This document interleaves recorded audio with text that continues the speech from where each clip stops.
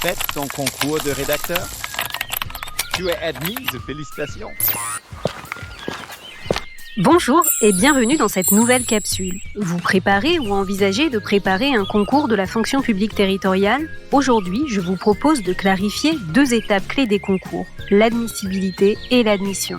Alors pour ne plus les confondre et mettre toutes les chances de votre côté pour réussir, suivez-moi.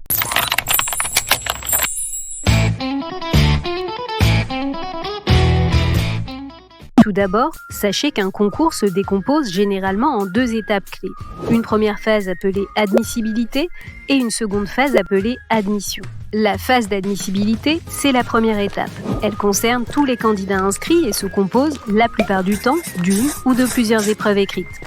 Notes de synthèse, rapport avec proposition, dissertation, QCM, les épreuves écrites d'admissibilité varient selon les concours. À l'issue des épreuves écrites et de leur correction, le jury réglementaire se réunit pour fixer le seuil d'admissibilité. C'est la note minimale qu'il faut obtenir pour accéder aux épreuves orales.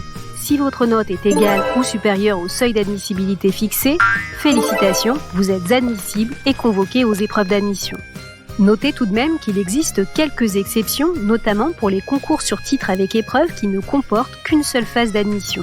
La phase d'admission, c'est l'étape finale. Dans la majorité des concours, la phase d'admission consiste en une épreuve orale, entretien avec le jury ou épreuve pratique selon les concours.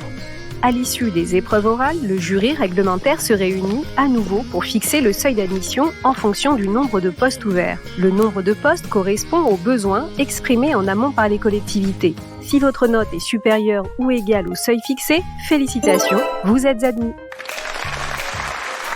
Mais attention, être admis au concours ne signifie pas obtenir immédiatement un poste. Cela vous inscrit sur une liste d'aptitudes. Vous devrez ensuite être recruté par une collectivité pour exercer. Admissibilité, admission, 2 étapes clés que vous maîtrisez désormais. C'est maintenant à vous de jouer pour décrocher votre concours.